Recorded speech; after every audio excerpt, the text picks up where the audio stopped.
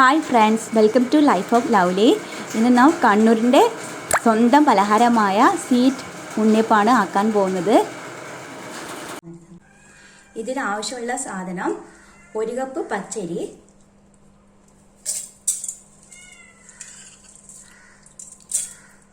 പച്ചരി 4 മണിക്കൂർ കുതിർത്ത് വെച്ചതാണിത്. പിന്നെ വേണ്ടത് 1 കപ്പ് ചോറ്,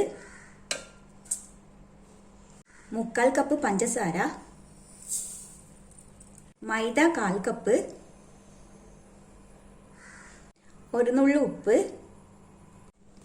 1/2 കപ്പ് വെള്ളത്തിൽ നമുക്കിത് അരച്ചെടുക്കാം. നന്നായിട്ട് അരച്ചെടുത്ത് വന്നിട്ടുണ്ട്. നമുക്കിനി പാത്രത്തിലേക്ക് മാറ്റാം.